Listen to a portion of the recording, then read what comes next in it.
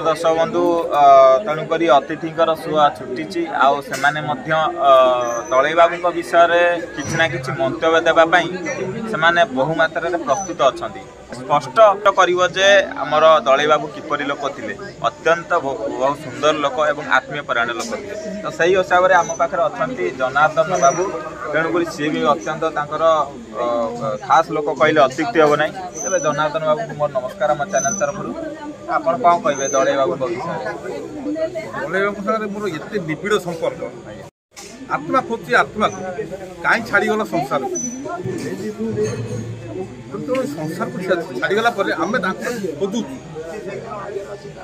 एमती खोजु तुम जो भी था तुम स्वर्ग प्राप्ति हो वैकुंठ प्राप्ति हो तुम आत्मा सद्गति हो ये आम कामना कर निहाती भाव में आपन को धन्यवाद बस से आपण माने बहुत जस्ते आमर खास लोक अति निज लोक सब आम पाखे पाखे था चैनल सहित आगुरी जड़ित आज को कोरोना माने पर आज को 4 वर्ष है जड़ित 4-5 वर्ष तो नारायण गाण बाबू मो पाखे अच्छा सी दलई बाबू को क्षीर नीर संपर्क राति पाइले सांगे धरिक जो तेणुक राति ना दिन ना सांगे से सब बुलती से खास कर बहुत चिन्ह सहित जावा आप कौन कहे तो दलई बाबू आज एकादश कर्म चली से उपलक्षे भगवान बोधे इच्छा थी सी नहीं गले से तो इच्छा आम कहीपर तथा आपंकर मंतव्य कौन रखिए आप समाज सर्वप्रथम सत्य डिवोशनल चैनल को शुभेच्छा जनाऊँगी जे सत्य डिवोशनल सदा बेले आम पाखे पाखे वर्ष वर्ष धरी आसी कहाँपाई एकमात्र से दलई धर्मानंद दलई सी मौसा हे मोर तांकर मोर साक्षात है नलीगुंफा मठरे नलीगुंफा रू आम नंगलसियार आसिलु तांको घर हूँ मागुरा धानमंडल और पंचायत चढ़ईपदा ग्राम मु दीर्घ 10 वर्ष तलू धर्मानंद दलई मौसा सहित मु जड़ित जेहेतु वयस्क हिसाब से मुझे नवा आना सबू मठ मंगलसियार नलीगुंफा आमर विचारवट मणिनाग गुंफा जलुका रासबिहारी अनेक पांच भाइया पहाड़ आमर हूँ अरिक्त दास गादी ओलाशुणी भुवनेश्वर हूँ खंडगिरी उदयगिरी यही सब मठ मान आउट अनेक मठ अच्छी मो सांगे से जास करती जहाँ सी जड़े धर्माता धर्मवंत पुरुष आउ महाज्ञानी आ मालिका प्रचारक आउ आत्मा सहित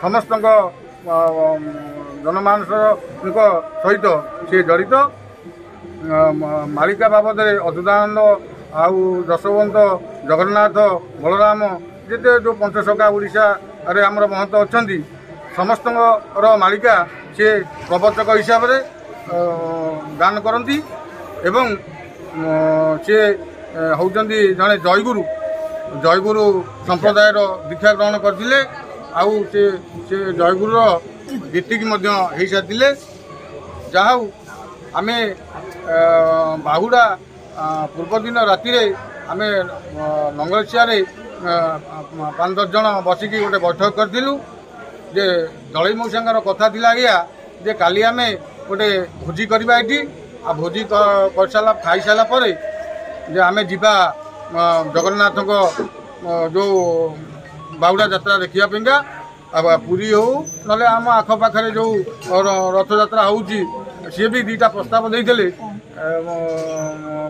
जपुद आनंद बजार पैठा आनंद बजार जो नृसिंह मठ जगन्नाथ मंदिर जो जगन्नाथ रथ यात्रा देखापा आमको प्रस्ताव देते किंतु से दिन राति माने कालर राति थिला जहाँकि फल आम 9:30 राति आम नंगलसियारू 5-10 जन भक्त बसिकी से बैठक करूँ 9:30 आम ପ୍ରଶାନ୍ତ ସେଠୁ ସଂଘ ଭାଙ୍ଗି ଘରକୁ ପ୍ରତ୍ୟାବର୍ତ୍ତନ କଲା ପରେ ଦଳେଇ ମଉସାଙ୍କୁ ଏଇଆ ଥିଲା ଯେ ତମେ ନଙ୍ଗଳସିଆରେ 8:30 ବେଳେ ଯାଇ ପହଞ୍ଚିବ।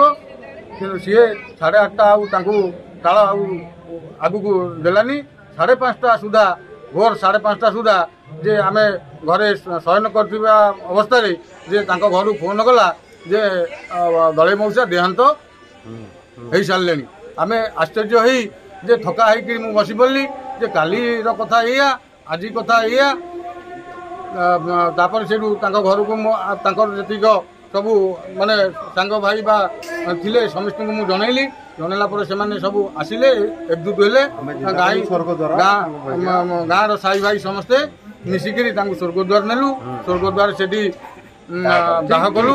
ଦାହ କରିସାରିଲା ପରେ ସେଠି ଆମକୁ ବହୁତ ତାଙ୍କର ଆହୁରି ପୁରୀରେ ବି ବହୁତ ମାନେ ତାଙ୍କର ଭକ୍ତ ଥିଲେ। ଆଉ ଆମର ନଳିଗୁମ୍ପାର ମହନ୍ତ ଅକ୍ଷୟଗିରି ମଧ୍ୟ ସେଠାରେ ପହଞ୍ଚିଲେ। ତାଙ୍କ ସାଙ୍ଗରେ ଆହୁରି 5-10 ଜଣ ଥିଲେ। ଆଉ ଯାହା ହଉ ସେଠି ବହୁତ ସୁରୁଖୁରୁରେ ଆମେ ସେ କାର୍ଯ୍ୟ ସମ୍ପନ୍ନ କରି ଆଉ ଆଜକୁ 11 ଦିନ ହେଲା ଏକାଦଶ। ଆଜି ଏକାଦଶରେ ଆଜି ସବୁ ତାଙ୍କର କାର୍ଯ୍ୟ ମାନେ ସୁଚାରୁ ରୂପେ ନିର୍ବାହ। ଜୟ ଜଗନ୍ନାଥ। ଆପଣ ବହୁତ ଭଲ କଥା କହିଲେ, ଯାହାକି ଯିଏ ଭଲ ଲୋକ ତାର କାମ ସୁଚାରୁ ରୂପେ ଭଲରେ ହେଇଯାଏ, ଏଥିରେ କିଛି ବାଧା ଦିଧା ପଡ଼େ ନାହିଁ। ତ ନିଶ୍ଚିତ ଭାବରେ ଆମେ ଭଗବାନଙ୍କୁ ଡାକୁଛୁ ତାଙ୍କର ଅମର ଆତ୍ମାର ସଦ୍ଗତି ହେଉ। ରାତି ପାଇଲେ ମୋତେ ସିଏ ଫୋନ୍ କରିବେ, ମହାରାଣା ପୁଅ ଆଜି ଚାଲ ଏଠିକି ଯିବା, ଆଜି ତମେ ଆସ। ଭାଗବତ ହେଲେ ମହାରାଣା ପୁଅ ଆସ ଆସ ଆସ ପଳେଇ ଆସ।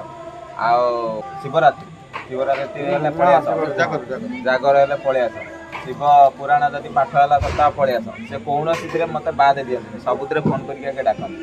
ତେଣୁକରି ଭଗବାନଙ୍କ ପାଖରେ ଏତିକି ପ୍ରାର୍ଥନା, ନିଶ୍ଚିତ ଭାବରେ ତାଙ୍କର ଅମର ଆତ୍ମାର ସଦ୍ଗତି ହେଉ। ଆଉ ସଂସାରରେ ସମସ୍ତେ ଭଲ ରୁହନ୍ତୁ। ରହିବୁ। ଜୟ ଜଗନ୍ନାଥ। ଜୟ ଜଗନ୍ନାଥ। ଜୟ ଜଗନ୍ନାଥ। ଜୟ ଜଗନ୍ନାଥ।